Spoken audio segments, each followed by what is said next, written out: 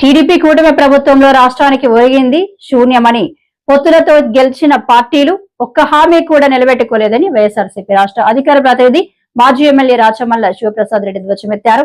కూటమి ప్రభుత్వం అన్నింటి దారుణ వైఫల్యం చెందిందని అన్నారు.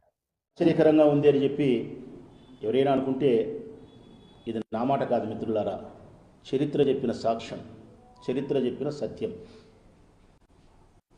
ఈ దేశంలో చాలా రాజకీయ పార్టీలు ఉన్నాయి. 58 గుర్తింపు పొందిన పార్టీలు ఉన్నాయి.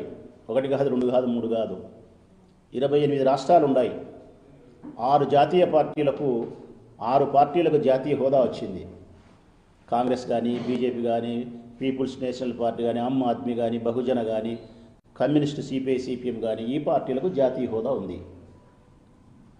రాష్ట్రాలలో 58 పార్టీలకు గుర్తింపు ఉంది. గుర్తింపు లేని డమ్మీ పార్టీలు కోకొల్లలు, అవి పక్కన పెడదాం. ఇప్పటి వరకు 70 సంవత్సరాల కాలంలో ఈ 58 పార్టీలలో, ప్రాంతీయ పార్టీలలో 57 పార్టీలు, 6 జాతీయ పార్టీలు ఎప్పుడో ఒకప్పుడు ఎవరితోనో ఒకరితో పొత్తు పెట్టుకున్నారు. అటు అసెంబ్లీకో, అటు పార్లమెంటుకో. కొన్నిసార్లు సింగిల్గా పోటీ చేసినారు, కొన్నిసార్లు పొత్తులు పెట్టుకున్నారు. ఉదాహరణకు మన ఆంధ్రప్రదేశ్ రాష్ట్రంలో 1956లో ఎలక్షన్ స్టార్ట్ అయితే కాంగ్రెస్ వరుసగా గెలిచింది సింగిల్గా, కానీ తర్వాత పొత్తు పెట్టుకుంది. తెలుగుదేశం పార్టీ ఎన్టీఆర్ ఉన్నప్పుడు సింగిల్గా పోటీ చేసి తర్వాత పొత్తు పెట్టుకుంది. టీఆర్ఎస్ ఎప్పుడో కూటమిలో ఏర్పడింది. అన్నా డిఎంకే ఏ పార్టీ అయినా సరే ఒకటేమిటి, చిట్ట చివరకు ఈ దేశంలో ఉండబడిన 8 కేంద్ర పాలిత ప్రాంతాల్లో కూడా కొల్యూషన్తోనే, పొత్తులతోనే పరిపాలన సాగింది. ఒక్క వైఎస్ఆర్ కాంగ్రెస్ పార్టీ మాత్రమే, ఒక్క జగన్మోహన్ రెడ్డి గారు మాత్రమే పార్టీ స్థాపించినప్పటి నుంచి ఇప్పటి వరకు ఏ జెండాతో జతగట్టకుండా, ఏ పార్టీతో పొత్తులు పెట్టుకోకుండా, కూటమిగా ఏర్పడకుండా, తను నమ్మిన సిద్ధాంతాలతో, తన జెండాతో, తన అజెండాతోనే నిర్దిష్టమైనటువంటి అభివృద్ధి లక్ష్యాలతో ప్రజాసేవకు ప్రజల ముందుకు వచ్చి ఎన్నికల్లో పోటీ చేసిన ఏకైక నాయకుడు జగన్. అందుకే జగన్ ఒక్కడే, ఈ దేశానికి జగన్ ఒకే ఒక్కడే రాజకీయ విలువలు పాటించిన మనిషి.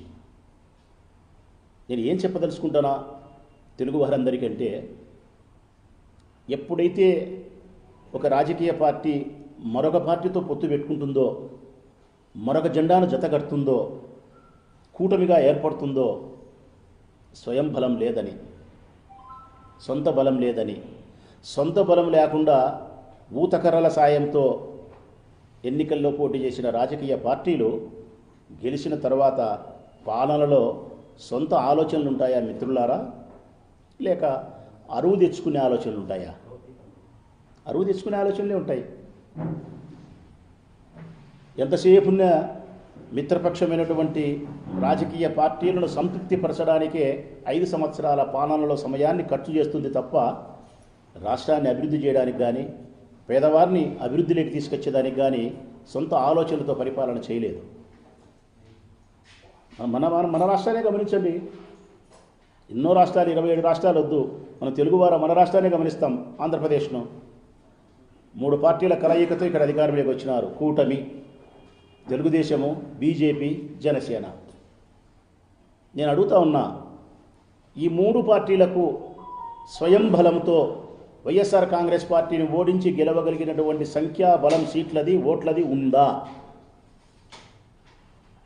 ఉంటే ఎందుకు పొత్తు పెట్టుకుంటారు? మరి పొత్తు పెట్టుకున్నారు, ముగ్గురు కలిసినారు అంటే అర్థం మీకు వైఎస్ఆర్ కాంగ్రెస్ పార్టీ మీద సొంతంగా గెలవడానికి కావాల్సినటువంటి బలం, ప్రజాబలం లేదు. అందుకే 3 పార్టీలు 3 జెండాలు జతగట్టినాయి. మీరేమో జెండాలను జతగడతారు, జగన్మోహన్ రెడ్డి గారేమో తన జెండాకు జనాన్ని జతగడతాడు. అది ఆయనకు మీకుండే వ్యత్యాసం. మీరు జెండాకు జెండాలు జతగడతారు. మీరు జగన్ ఎప్పుడు అటు చేయలే, తన జెండాకు జనాన్ని జతగట్టాలనుకున్నాడు. ఈ 3 పార్టీలు జతగట్టి అధికారంలోకి వచ్చినారు. ఈ 18 నెలల కాలంలో ఈ రాష్ట్రాన్ని మీరేమైనా అభివృద్ధి చేయగలిగినారా? మీరు ఏమైనా సంక్షేమ పథకాలను ఇచ్చిన వాగ్దానాలను అమలుపరచగలిగినారా? ఒకరిది ఉత్తరము, ఒకరిది దక్షిణము, ఒకరిది తూర్పు, ఒకటి పరమర దావా. ఎన్నికలకు ముందు పవన్ కళ్యాణ్ చెప్పిన మాటలు పెద్ద పెద్ద ఆదర్శమైన మాటలు చెప్పినాడు. నేను చాలా పుస్తకాలు చదివినా అని చెప్పినాడు. నాకు చాలా నాలెడ్జ్ ఉందన్నాడు. భగత్ సింగ్ అన్నాడు, కామ్రేడ్ అన్నాడు, మార్కిస్ట్ అన్నాడు, చేకూర్ అన్నాడు, పెద్ద పెద్ద మాటలు చెప్పినాడు. మరి ఈరోజు గెలిచిన తర్వాత నీ సొంత ఆలోచనలు ఏమాత్రమే కానీ ఈ పాలనలో లేవు. కేవలం చంద్రబాబు నాయుడు ఇచ్చే నెలకు 70 కోట్ల రూపాయల ప్యాకేజీని తీసుకొని నవరంధ్రాలు మూసుకొని గమ్మునున్నాడు. ఇదే కదా కూటమి.